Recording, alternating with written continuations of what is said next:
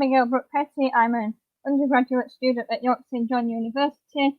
I've started this research generally because I'm interested in geoparks.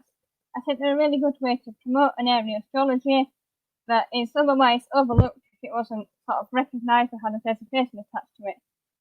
It's also why I'm interested in geoeducation. I think geography and geology are tend to be seen as sort of academic subjects that get overlooked sort of in the real world.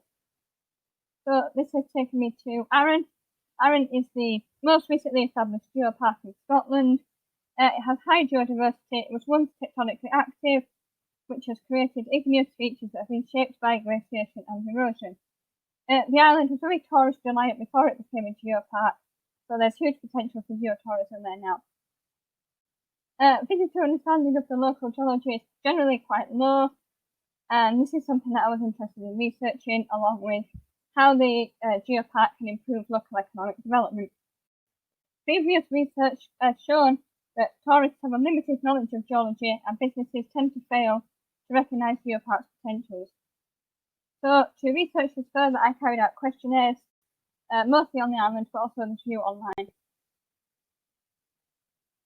So the results from these surveys are quite mixed.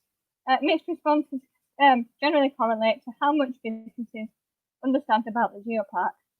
This is linked to business type. So tourist businesses who have no real explicit link to geology are very hesitant about providing their opinions of the geopark, whereas businesses who rely on the landscape to create and sell products are much more enthusiastic about it. And that's something that I've written about in the first speech bubble there. Generally, there's little understanding of the geopark or geodiversity shown by tourists. This conforms to previous research that has been carried out.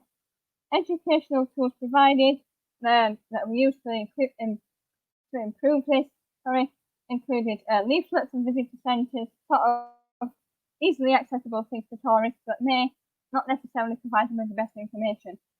However, there was a lot of enthusiasm shown to learn more about the geology, which is shown in the second speech bubble. This diagram in the corner is a suggestion for how businesses can consider themselves in the context of geosystem services, which I have written about in the discussion. So an example of a geosystem service from the island is whisky. Whisky is sort of big in Scotland, and it's something that's produced a lot. And the distillery on the island recognises the importance of using locally sourced water to make their whisky a unique product. And I think this is a problem that a lot of the other businesses have, is a sort of a disconnect between the businesses and the geopark, and a lot of them can't see the sort of links that the distillery can. I think businesses would definitely benefit from seeing past tourism, past the geopark as sort of a tourist magnet, and seeing more towards the value of landscapes and also the idea of natural capital. So from tourists, the phrase geotourist is generally misunderstood. A lot of people weren't aware that they could be geotourists, or that they probably already were. As I already mentioned, a lot of the leaflets and visitor centres are used. These are sort of non-digital tools. Most of them are quite vague. They're not specifically about geology, and are therefore not the best for learning sort of in depth about the island's geology. Other tools are available on the island, such as the AR sandbox in the photo there, but these are not utilised because they're not promoted by the geopark as such. And also,